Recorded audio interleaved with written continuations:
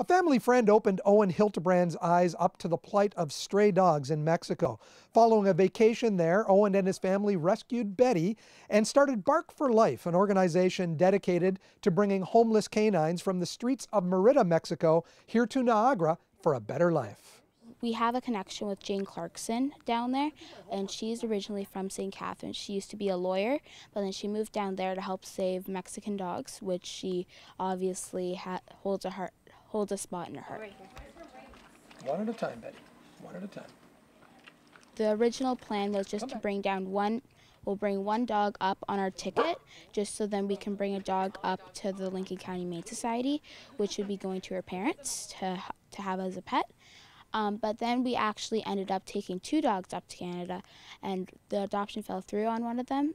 Betty was actually supposed to go to Beaver Creek Sanctuary in Ontario, but then that adoption fell through. So now we have Betty, which right here. When you were down there, did you get a good feeling for the plight of these stray dogs on the street? These dogs, they have to find their own food. They have to protect themselves from other dogs, which are constantly harassing each other.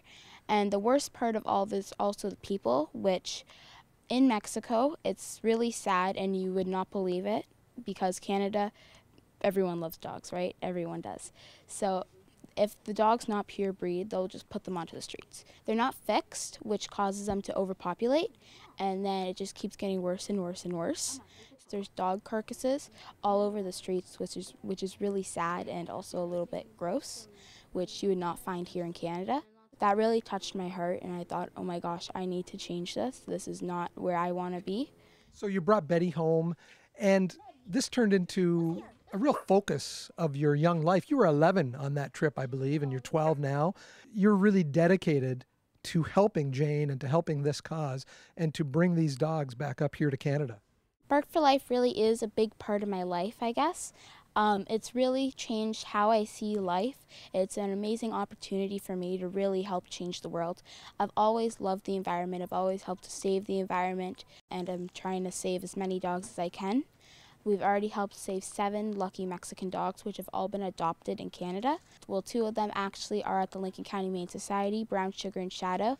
We lowered their adoption fee by $200, $100 each. Let's talk about the cookies. You bake 2 different types of cookies for the dogs? We cook peanut butter and bacon. The 2 flavors are 100% human-grade food, and they're baked by me and my mom, handmade, all of them, not made by a robot.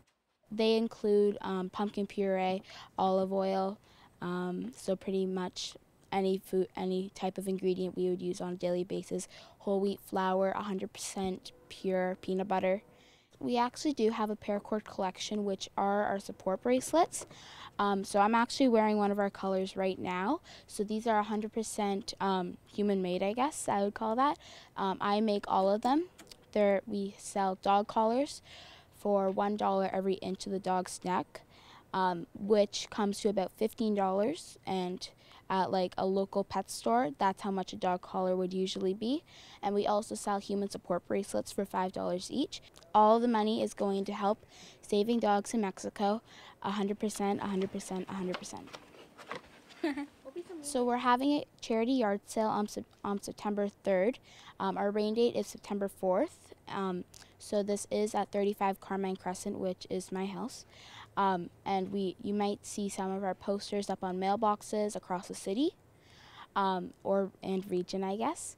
And so it's from 8 a.m. to 1 p.m. and 100% of the proceeds I guess, would be going to Bark for Life. We also will have our charity table, which we will be selling our gourmet dog treats and our paracord collection. We're also introducing our new men's collection.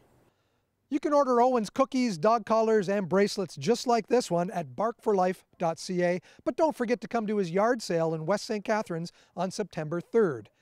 Reporting for The Source, I'm Mike Balsam.